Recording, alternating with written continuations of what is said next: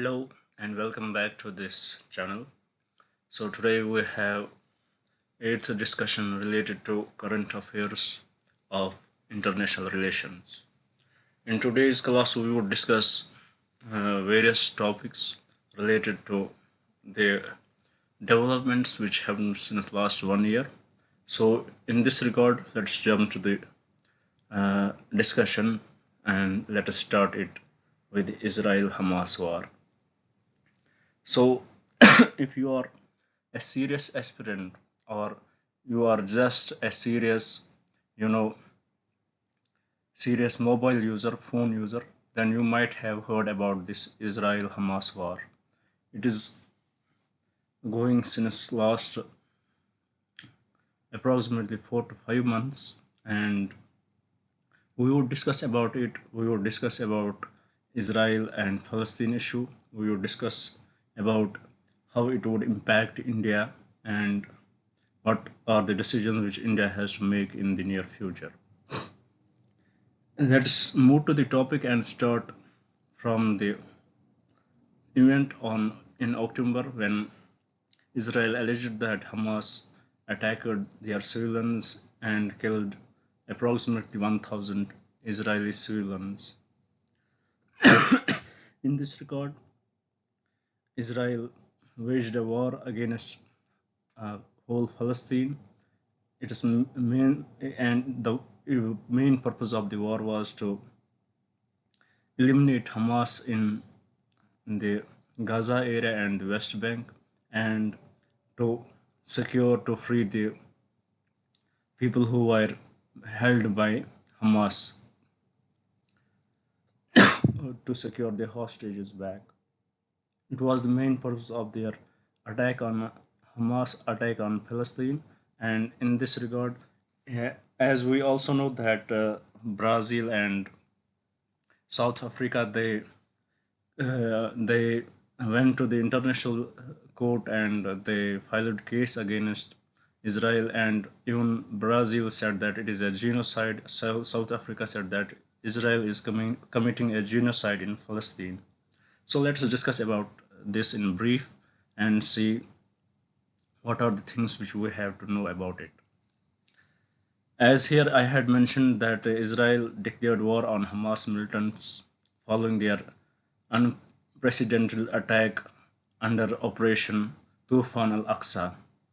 This was the operation which was started by Hamas. Under this operation, they allegedly attacked Israel, and it coincided with the Shabbat, which is the Jewish day of worship and rest. On the same day, it was Shabbat, which was celebrated in Israel. On the same day, Hamas attacked under Operation Tufan al-Aqsa. It is said that Hamas fired 5,000 rockets in just 20 minutes, overwhelming the Iron Dome defense system, which is Israel's defense system, which has interception capabilities. These rockets went through it, and it killed many civilians there, as alleged by Israel.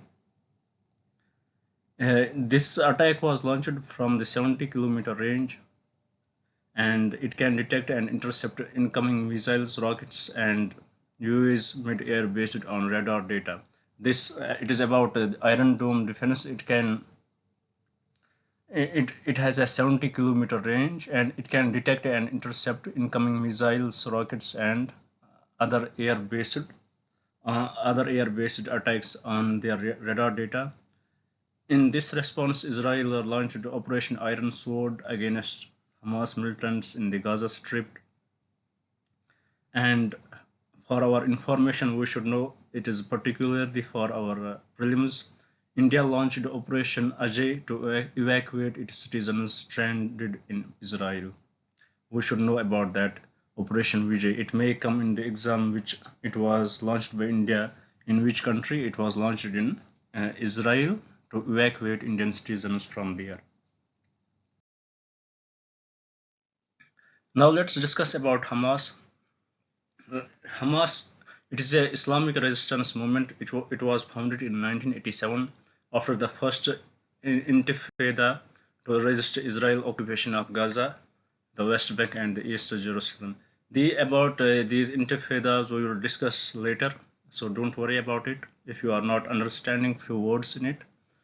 It has been the de facto authority in Gaza shortly after Israel withdrew from territory in 2005.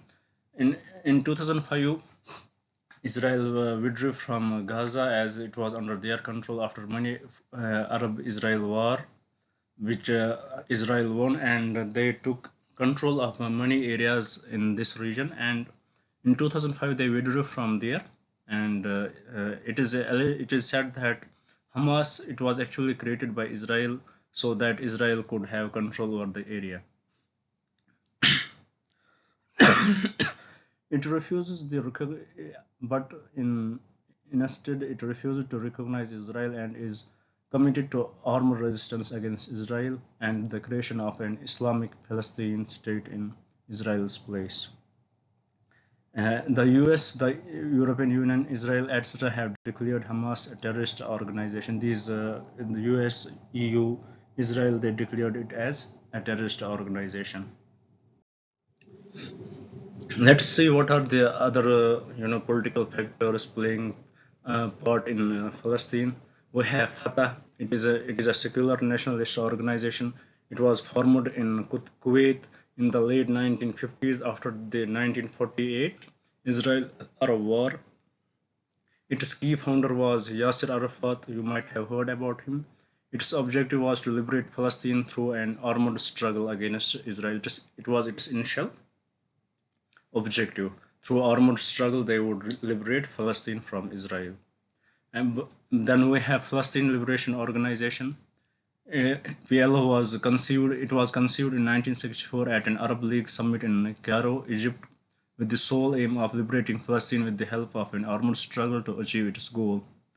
Its aim was to same as of Fatah by armed struggle to achieve that.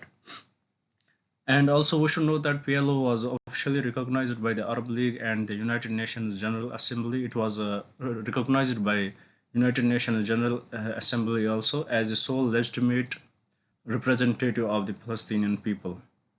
And also under Yasser Arafat and after the 1967 Arab-Israel War, Fatah became the dominant party in the PLO. So after 1967 war, Fatah it became the part of the PLO and it was the dominant party in the PLO.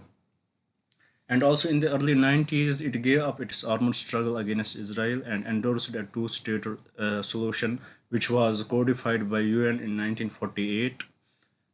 When this case went to the UN, they codified the two-state solution. After that, in 1948 itself, that Israel they declared unilateral independence, and that led to the three Arab-Israel wars. So after 1990s, PLO Palestinian Liberation Organization, where Fatah became the dominant party, they gave up its armed struggle against Israel and they endorsed a two-state solution to the conflict with Israel. Then we have one other organization which is working for Palestinian people is a Palestinian Authority. The PA it was founded in July 1994 by the Oslo Accord as an interim body to govern parts of Gaza and the West Bank, except East Jerusalem, till an agreement solution to the Israel-Palestine conflict. About the Oslo Accord between the PLO and the government of Israel since 1993 aimed at ending decades of conflict through the implementation of the two-state solution. This functions as an agency of the PLO which represents Palestinians and international bodies. So this Oslo Accord it was between the PLO and the government of Israel since it came into existence since 1993. Its aim was to end the conflict between these two countries there, these two working bodies there between PLO and the Israel government of Israel. This Palestinian Authority it functions as an agency of PLO. It represents Palestinians and the international bodies. This is led by a directly elected president who appoints a prime minister and government, which must have the support of the elected legislative council. Currently, this PA controls parts of the West Bank and the head of the West Bank is Mohammed Abbas, who is also the chief of PLO and Fatah. We should know this information about Palestine. They may ask you in this exam. In the exam about Fatah, it is this organization workers where they may ask this Palestinian Liberation Organization. It is by its name only we can recognize it. So we should know about Fatah. We should know about Hamas. Moving forward, let's discuss a few things about the background of Israel-Palestine conflict. Here it is written that it is 75 years ago this conflict started, but in reality, if we will dig deep in this issue, it starts from the times immemorial, from the time as all these three religions, which were major religions there, Islam or we have Jews there or Christians, they have the common link via Prophet Ibrahim, peace be upon him.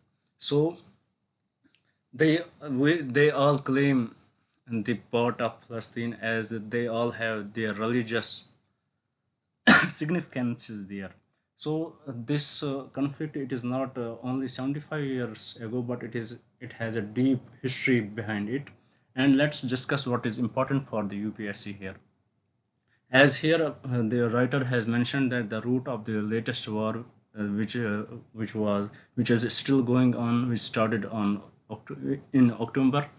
This predates the establishment of the state of Israel 75 years ago on territory which is also claimed by Palestinian Arabs as their homeland.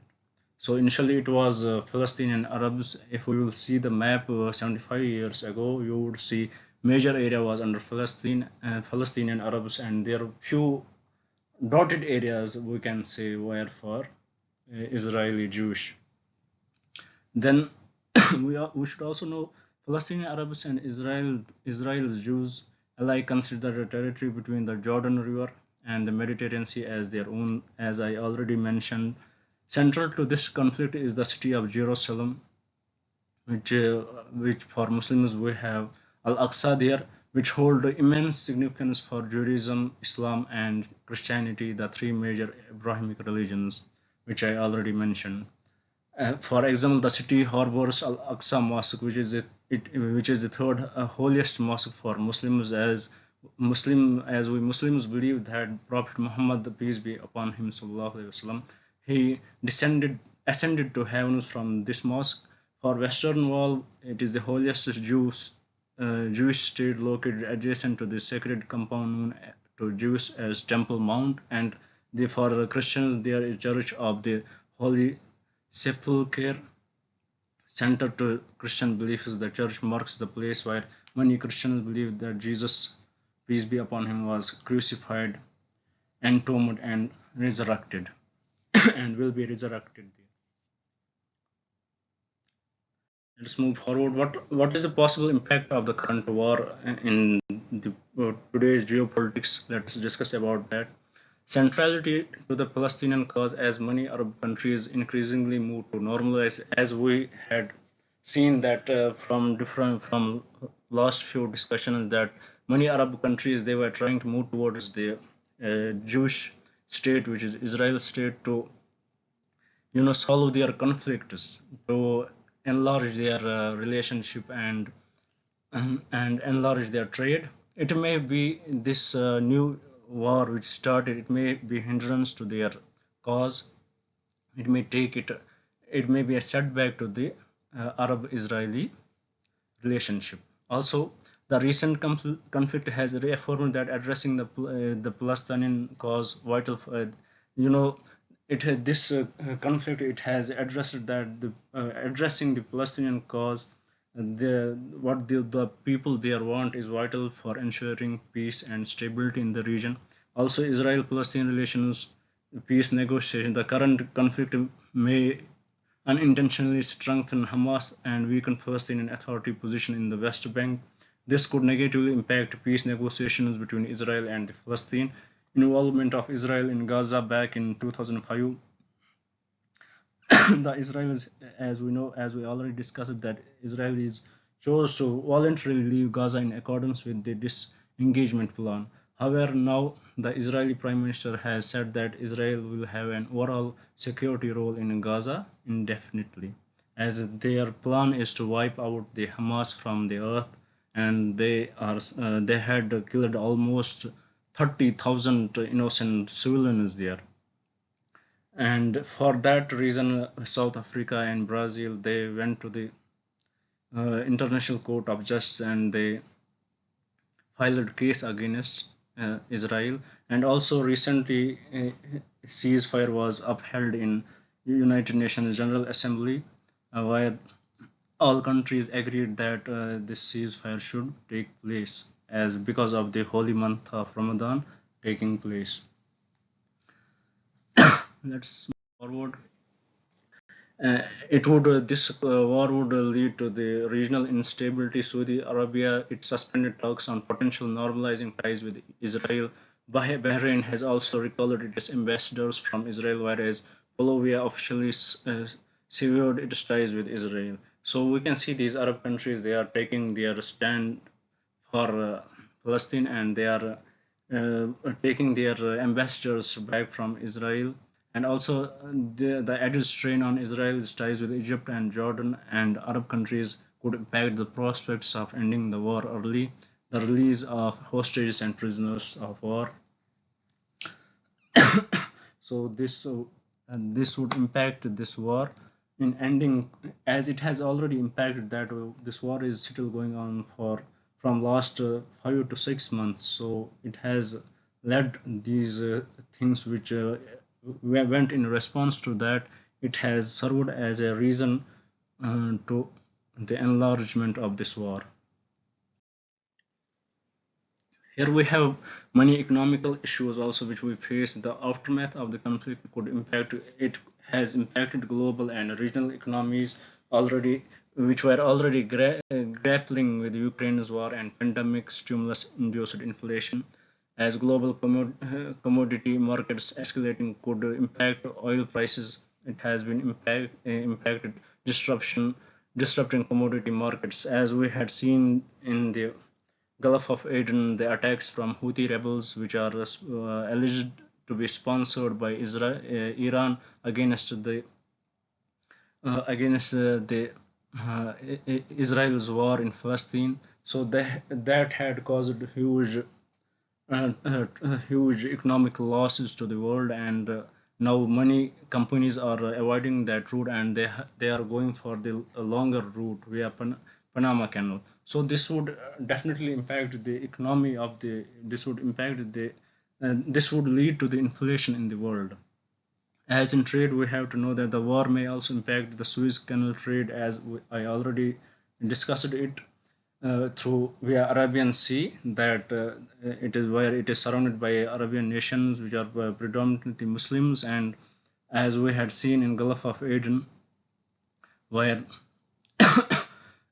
these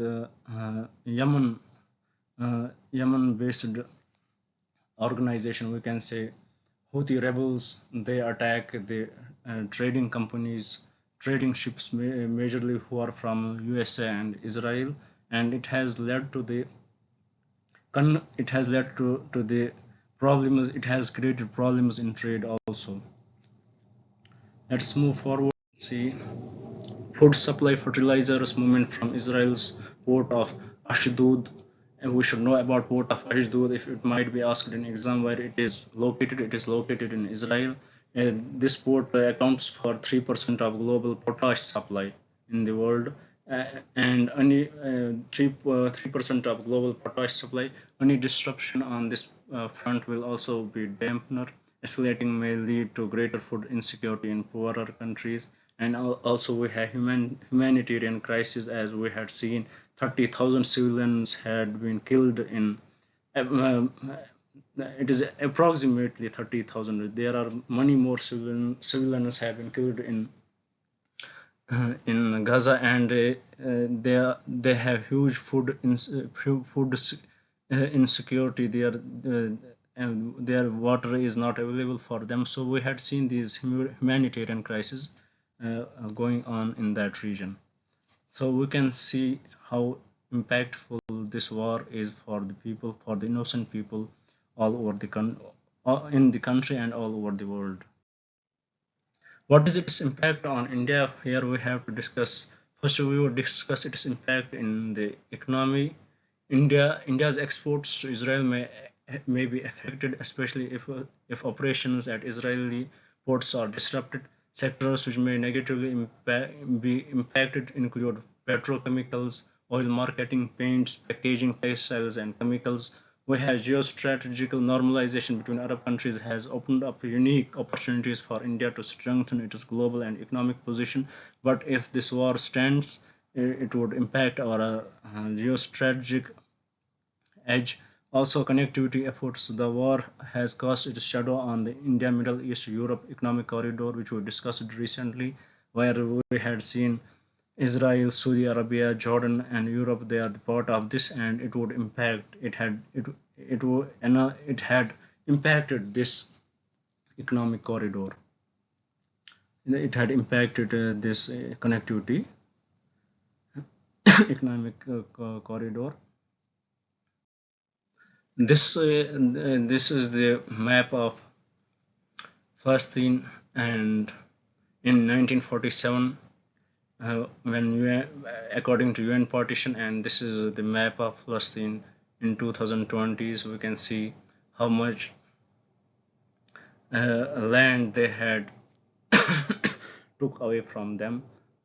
We can see it from here in 1947. We can see these red strips. They are the areas for Palestinian people, and gray strips are for Israelis. And here we can see how fragmented these areas had become after the war since 1947. How how Israel has took control over all these areas. Now we have to discuss about Yom Kippur War. The attack by Hamas on Israel coincided with the 50th anniversary of Yom Kippur War, the fourth Arab-Israel War. So the attack on in the October, it coincided with the 50th anniversary of the Yom Kippur War, which we should know about. They may ask in our exam what this war is and between which countries it is related. We should know that Yom Kippur War, it is between Israel and Arab and Israel. It is the fourth Arab-Israel war. What was the background of the Yom Kippur War? 1948. Let us discuss about the background. First Arab-Israel War. Immediately after Israel declared its independence, it was attacked by the coalition. When Israel declared its independence, the coalition of Arab states and Palestinian factions who were against the establishment of the Jewish state and the UN partition plan. In the war, Israel gained control of a large portion of the territory, and a large number of Palestinians were driven from their land. This forced expulsion of Palestinian Arabs is referred as the Nakba, or a catastrophe in Arabic. After 1948, when, as I already discussed, when Israel unilaterally declared its independence, that did not went well with the Arab nations, and they formed a coalition with Palestinian factions and attacked and started a war with the Jewish state. But Israel won the war and gained control of a larger portion of the territory. And many Palestinian Arabs were forced away from the land, and it is referred as Nakba, or catastrophe in Arabic. In Nakba in Arabic, which is translated as catastrophe.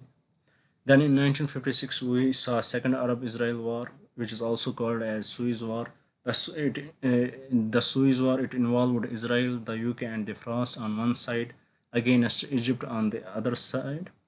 The war marked the decline of British and French influence in the region, paving the way for the United States to become the most influential power. Then we have 1967 Third Arab-Israel War, which is also called the Six-Day War. Israel initiated preemptive airstrikes and a successful ground offense.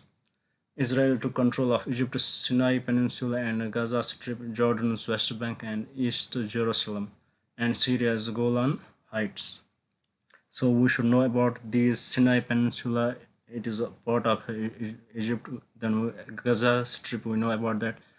Jordan's West Bank and East Jerusalem and Syria's Golan Heights. We should know about these places. The war ended with a UN brokered ceasefire but reshaped the Middle East map. The Arab League passed the Three No's resolution, which was no peace with Israel, no recognition of Israel, and no negotiation with Israel at a summit in Khartoum. But later, Egypt and Jordan, after some treaties, they started negotiating with Israel and they established ties with Israel. About Yom Kippur War, which is called the Fourth Arab-Israel War, in October 1973, a coalition of Arab nations led by Egypt and Syria launched a surprise coordinated attack on Israel on Yom Kippur, a Jewish holiday. Purpose of the war was unlike the previous three wars. Egypt and Syria did not go to war in support of the Palestinians, rather they hoped to reclaim lost territory after Israel's victory in the Six-Day War of 1967. In this war, like in previous wars, the Egypt and Syria they went to support Palestine, but in this war they went to take back its lost territories. Here we saw the involvement of superpower, the US superpowers, as US supported Israel and Soviet Union supported Egypt and Syria, leading to heightened tensions between these nuclear superpowers. Then ceasefire attempts a ceasefire was achieved with the involvement of the United Nations and a landmark peace agreement between Arab and Israel was there. In 1978, we saw Camp David Accord. 1978, the accord between Egypt and Israel, which was mediated by the U.S. It marked a historic peace treaty between Israel and Egypt. It was officially titled the Framework for Peace in the Middle East, and the accord had two parts. An Israeli-Egyptian agreement terminated the bilateral dispute between them, and a framework laying down the principles for resolving Israel's conflict over the Palestinians and its disputes with other Arab neighbors. In this Camp David Accord, the Egyptian president, who was then Anwar Sadat, and Israeli Prime Minister Menachem Begin, they were awarded the Nobel Prize for Peace in 1978 for their contributions to the agreement. So first we saw Camp David Accord in 1978. It was the first agreement between the Arab country and Israel. It was between Egypt and Israel, and the president of Egypt and prime minister of Israel, they were awarded the Nobel Peace Prize for this. Then we have Oslo Accords in 1993. It was signed between Israel and PLO. These agreements established the Palestinian Authority to manage West Bank administrative matters. In return, the PLO recognized Israel based on a two-state solution. About Oslo Accord, we should know it was between PLO and Israel. In it, PLO recognized Israel based two-state solution. Then we have Jordan-Israel Peace Treaty 1994. With this, Jordan became the second Arab country after Egypt to make peace with Israel. This treaty settled territorial disputes and covered diplomatic relations, economic cooperation, etc. And Israel acknowledged Jordan's significant historic role in Jerusalem, particularly regarding its Islamic holy sites and institutions. Then we have seen few Arab Peace Initiative 2002. It was drawn up by Saudi Arabia. The initiative offered Israel normalized relations in exchange for a Palestinian statehood agreement and a complete Israeli withdrawal from 1967 captured territories. Then in 2020 we saw Abraham Accords. It was between Israel, the UAE, and Bahrain. Signed the US. It was brokered by US. Abraham Accord in 2020. Morocco and Sudan, they also joined the accord, but Sudan is not yet to sign an agreement with Israel. These accords have two parts: a declaration for Middle East peace and bilateral agreement. The declaration recognizes the common ancestry of Arab and Jewish peoples through Prophet Ibrahim. It also strives for coexistence, understanding, and respect among people of all faiths and nationalities in the Middle East. The accords have paved the way for greater regional and multilateral cooperation. For example, I2U2 group, it was established by Israel, India, the UAE, and the United States.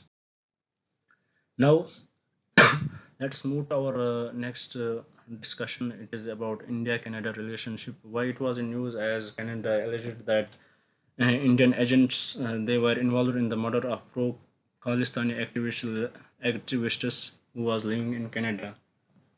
This assertion, this allegation led to diplomatic strain between the two countries, as Canadian Prime Minister Mr. Trudeau he accused India of being involved in the murder of Hardeep Singh Nijjar, who is a Sikh separatist leader who was shot in British Columbia, Canada in June 2023. It was through shared intelligence between the Five Eyes alliance, which we had already discussed in our one of our videos. It was shared intelligence between the Five Eyes. It was considered the basis for such an allegation by Canada. So the report given by Five Eyes Alliance, it gave the basis for such allegations what Canada made on India. About Five Eyes Intelligence Alliance, it is an intelligence alliance comprising the US, UK, Australia, Canada, and New Zealand. It originated from the 1946 UK-USA Agreement for Sharing Signals Intelligence. Five Eyes Intelligence Oversight and Review Councils includes the non-political intelligence oversight, review, and security entities of members. Here, the most important thing is who are its members. We should know that US, UK, Australia, Canada, and New Zealand are its important members. About India-Canada relations, we have a long-standing bilateral relationship based on we have shared democratic values, the multicultural which both countries have, multi-ethnic nature of the two countries, and strong people-to-people contacts. As about diaspora, Canada hosts one of the largest Indian diasporas in the world, which accounts for more than 3% of the total Canadian population. About economic relations, our bilateral trade in goods was approximately 9.9 billion, and in service it was 6.5 billion in 2022. S&T Corporation, the collaboration mainly promotes industrial R&D with a focus on creative new IP, process, prototypes, and product. Since the 90s, India and Canada have cooperated in space science. As Anthrax, which is the commercial arm of ISRO, they have launched several nanosatellites from Canada. And also cooperation for science and technology, we discussed, and cooperation for energy security. The Civil Nuclear Agreement of 2010 facilitated Canada to promote uranium for Indian nuclear reactors. As part of the agreement, Indian Oil Corporation has a 10% participating interest in a liquid natural gas project in British Columbia. What are the challenges in India-Canada relationship? We have historical legacy. During the Cold War, Canada was founding member of the NATO, and India they stayed away from any parties, and we had our own policy of non-alignment. And additionally, what Canada they endorsed the plebiscite in Kashmir, which ran counter to India's interests, and they highlighted the Kashmir issue. After India's nuclear test in 1998, Canada temporarily halted a potential nuclear cooperation with India. Also, Canada's immigration system it enables individuals with contentious past to acquire citizenship and utilize the position to engage in activities against other nations. This presents a substantial obstacle to upholding we had reached to Canada's immigration system. This enables individuals with contentious past to acquire citizenship, and India has also accused Canada to be the safe haven for terrorists. Then we have some domestic political factors. The current coalition government in Canada, in which the alliance of parties, pro-Palestine parties, enabling the particular stand. Then we have optimal economic cooperation. A comprehensive economic partnership agreement between these countries is pending since 2010. This SEPA between them could boost trade by as much as 6.5 billion, yielding a GDP gain of 3.8 billion to 5.9 billion for Canada by 2035. And also there are allegations that Canada it is meddling in India's domestic affairs. For example, during the farmers' protests in India, the Canadian PM expressed his support for the farmers, stating that the situation is a cause of force, cause of concern. Now let's move to our next topic. It is about India-South Korea relationship. Here we in 2023 it marked the 50th anniversary of diplomatic relation between India and South Korea, which is a Republic of Korea. About India-South Korea relationship, we have civilizational linkages according to Samguk Yusa, or the heritage history of the three kingdoms, a 13th century text. It is written there, Princess Suriratna from Ayodhya, she married King Kim Suro in the year 48 AD in Korea. Also, Buddhist monk Hingzhou, also named as Hingzhou, he visited India from 723 to 729 AD, and he documented his journey in the travelogue pilgrimage to the five kingdoms of India, offering insights into Indian culture, politics, and society. Then also Rabindranath Tagore composed a poem in 1929 called Lamp of the East that celebrated Korea's rich history and its bright future. India's role after World War II, leadership of the UN Commission for Korean Elections in 1947, resolution sponsored by India led to the Korean War ceasefire in 1935, India's chairmanship of the Neutral Nations Repatriation Commission after the armistice, and contribute to resolving the humanitarian issues arising out of the war. We have diplomatic relations in 1973. Both the countries established formal diplomatic relations with each other, which was upgraded to strategic partnership in 2010 and special strategic partnership in 2015. Also, India's active East policy has guided its cooperation towards South Korea, and the new Southern policy of South Korea has been South Korea's regional strategy towards India and ASEAN. Both the Act East policy and a new Southern policy align in terms of their regional priorities. Also, economic and trade relations, both the countries are signatories to the Comprehensive Economic Partnership Agreement since 2009. Bilateral trade both reached 27.8 billion in 2022. Also, Korea Plus initiative aims to promote and facilitate Korean investment in India. Korea increasingly sees India as a new economic partner due to their aim to reduce over-dependence on China and the US. The two countries aspire to take commerce up to 50 billion USD by 2030. About strategic convergence, both countries support a rules-based Indo-Pacific and share concerns about China's rise and North Korea's nuclearization. In 2018, India endorsed the Vancouver Dialogue to prevent North Korean nuclear proliferation. Korea's Indo-Pacific strategy includes India as a key member of this in the region. In defense and security cooperation, we have seen the Defense Policy Dialogue, which was initiated in 2013. It was upgraded to a 2+2 dialogue, that is Foreign and Defense Level Ministerial Meeting in 2019. The defense partnership is expanding into joint research production like K9 Vajra artillery gun and collaboration in areas like cyberspace, intelligence sharing, and etc. Cultural relations. Sarang Festival of India in Korea is organized every year to showcase diverse Indian culture and art forms in various parts of South Korea. Also, Indian diaspora, many Indian scholars pursue graduation and PhD programs in Korea, and professionals in IT, shipping, and automobiles have also migrated to Korea. So here we can see in the strategic location of South Korea.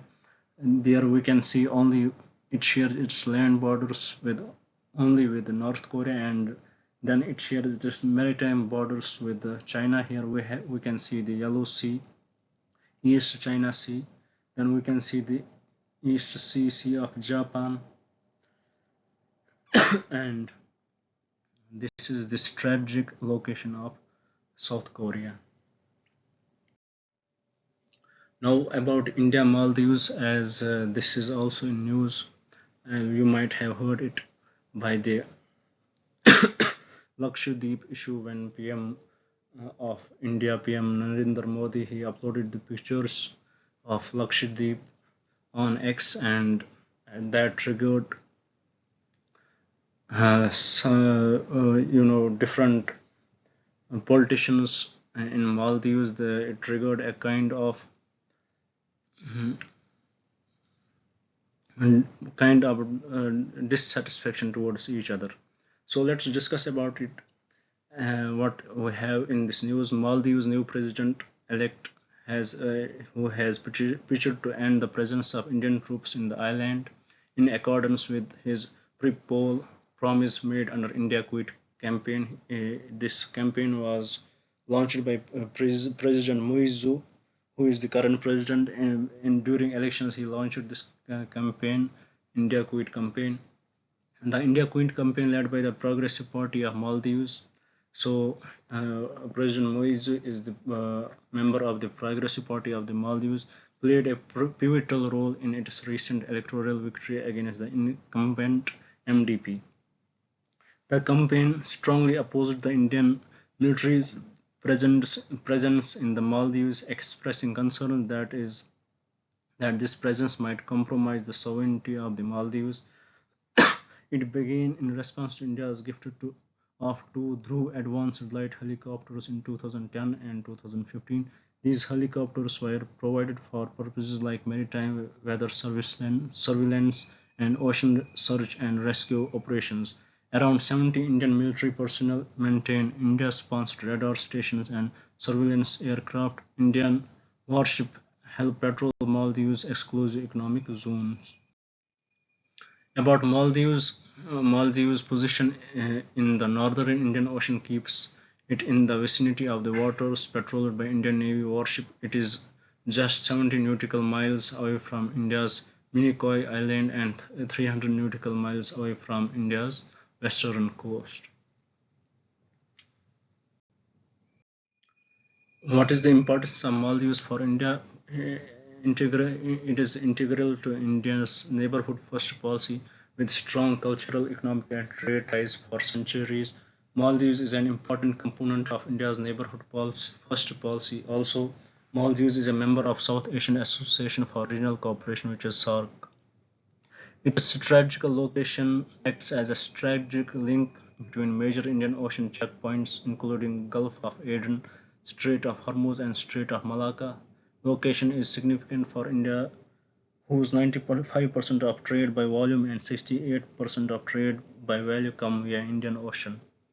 First line of defense. Due to its proximity to India, Maldives serves as the first line of defense against various maritime threats such as terrorism, piracy, drug trafficking, and others, and reducing influence of China in the Indian Ocean region. For that, it is important beyond diplomatic and trade partnerships. China can begin a consistent military presence in the Indian Ocean region. Also, presence of diaspora Indian expatriate community have strong presence in the health and education sector. Importance of India for Maldives. It was a symbiotic. It is a symbiotic relationship here. What is the importance of India for Maldives? Recognition of Maldives. India was among the first to recognize Maldives after its independence in 1965 and to establish diplomatic relations with the country. Amicable relations. India's ties with the Maldives lack political disputes. The 1976 Maritime Boundary Treaty resolved the dispute over Minokai, with Maldives recognizing Minokai as an integral part of India. First responder crisis. India has been a first responder during various crises in Maldives, including the 1988 military intervention named Operation Cactus to prevent a coup. So this Operation Cactus may be asked. We have in 2004 assistance after the tsunami, in 2014 aid during the water shortage, in 2020 comprehensive help during the COVID-19 pandemic. We have net security providers. We are net security providers as a major maritime power in South Asia.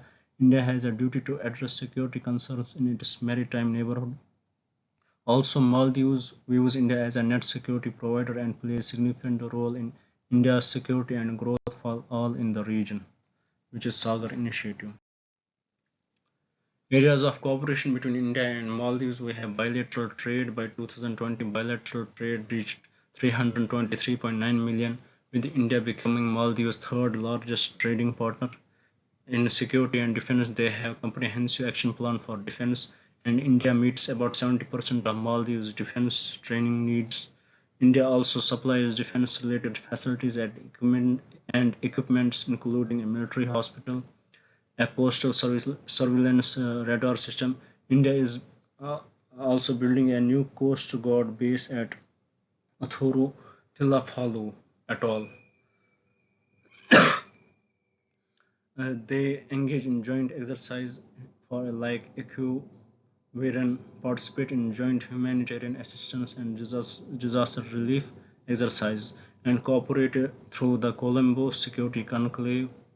This Columbus Security Conclave, it was initially created in 2011 as a trilateral maritime security grouping involving India, Sri Lanka, and Maldives, and later extended to Mauritius. We have development cooperation. India has established Indira Gandhi Memorial Hospital, Institute for Technical Education, Faculty of Hospitality and Tourism Studies, National College for Police and Law Enforcement, and others. India provides a grant to Maldives for high-impact community development projects. In infrastructure projects, India is supporting airport redevelopment, roads and land reclamation. Greater Malay connectivity projects being developed by India is the Maldives' largest infrastructure project. It will involve the construction of a 6.74 kilometer bridge and causeway link connecting the capital Mali to three adjacent islands. Also, in tourism in 2023, India is the leading source market for Maldives. Both the countries have an open skies arrangement and bilateral arrangement on the facilitation of visa arrangement, grant visa-free entry for tourism, medical, and business purposes. Now let's move to our next topic. It is United Nations Human Rights Council. The UN General Assembly elected 15 member states to the Human Rights Council and declined Russia's bid to rejoin the same. The 15 new members were elected by secret ballot according from different regions from 2024 to 2026. Countries need a minimum of 97 votes to be elected. Russia was competing against Albania and Bulgaria for two seats representing the East European regional group. Russia was ousted from United Nations Human Rights Council after it invaded war against Ukraine. Other countries which got elected under other regional groups include China, Japan, Kuwait, Burundi, France, Cuba, Brazil, and others. About UNHRC, it's headquartered in Geneva. It is the principal intergovernmental body with the UN system responsible for strengthening the promotion and protection of human rights around the globe. It was created by the UN General Assembly in 2006 as its subsidiary organ replacing the Commission on Human Rights. Council adopted institution building on package in 2007 to set up the Council's procedures and mechanisms. Institutional structure Bureau it consists of a president and four vice presidents who represent each of the five regional groups. It has a president and four vice presidents who represent each of the five regional groups. It is responsible for the procedural and organizational leadership of the council. About working groups, it has several working groups studying human rights issues and maintains the special report projects of the Commission on Human Rights. About Secretariat, staff from the Office of the High Commissioner for Human Rights serves as the Secretariat, providing its members with technical, substantive, and administrative support. It was created by the United Nations General Assembly in 1993. UN High Commission for Human Rights works to promote and protect the enjoyment and full realization by all people of all human rights. United Nations High Commissioner for Human Rights is accountable to the Secretary General. Observers observe non-member states, intergovernment organizations, and NGOs. This is a nutshell about UN Rights Council, 47 member states elected by the UN General Assembly for 3 years, 13 for Africa, 13 for Asia Pacific, 6 for Eastern Europe, 8 Latin America and Caribbean, 7 Western Europe and others. Institutional Building Package, Resolution 5 by 1, Universal Periodic Review, Human Universal Periodic Review, Working Group, 47 council members. Then we have special procedures, independent human rights experts with a 3-year mandate. Then advisory committee, think tank of experts with a 3-year mandate. Then we have complaint procedure, examines complaints of gross violation. Now the last topic of today's discussion, it is about South China Sea.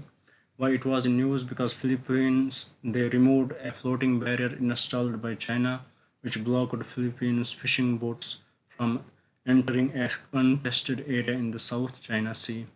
Earlier, China installed these floating barriers near a lagoon in the Scarborough Shoal, claiming it as its territory, while Philippines claims it to be a part of its exclusive economic zone, which is up to 200 nautical miles from the country's boundaries. About here we can see about the South China Sea, the countries operating here. We have Malaysia, Indonesia, Philippines, we have Taiwan, we have Vietnam. These red dotted lines here we can see this is the claim of China.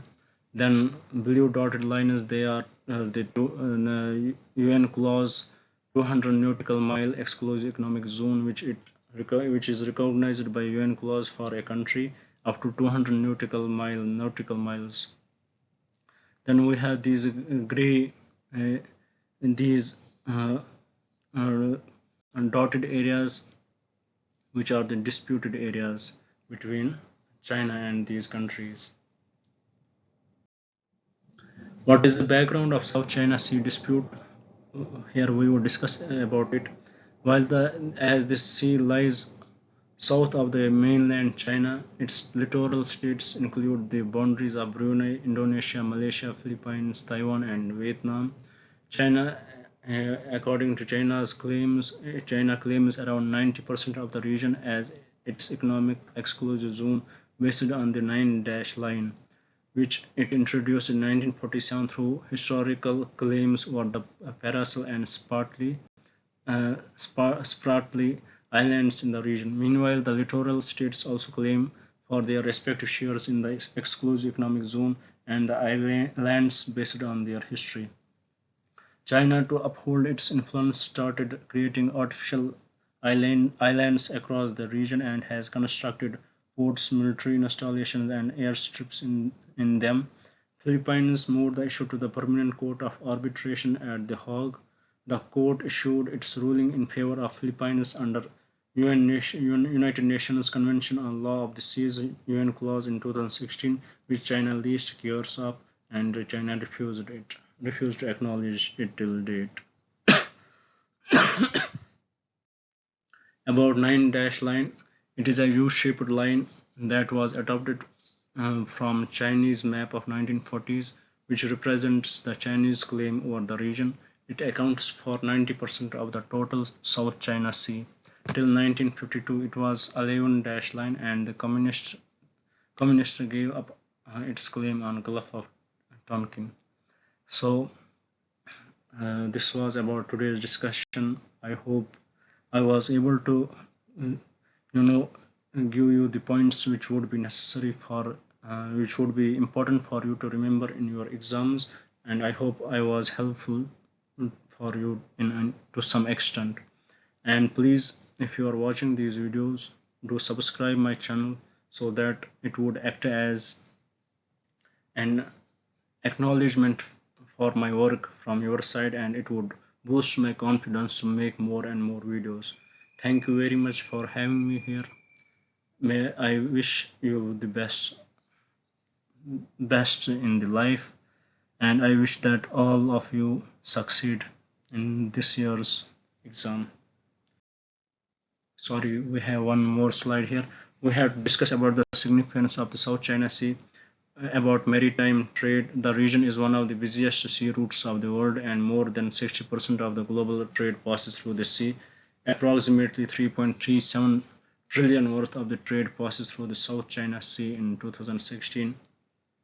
Indian vessels need to cross the safe and secure need to cross them safe and secure to reach the Pacific nations. Nearly 50%, 55% of India's trade with the Indo-Pacific region passes through these waters.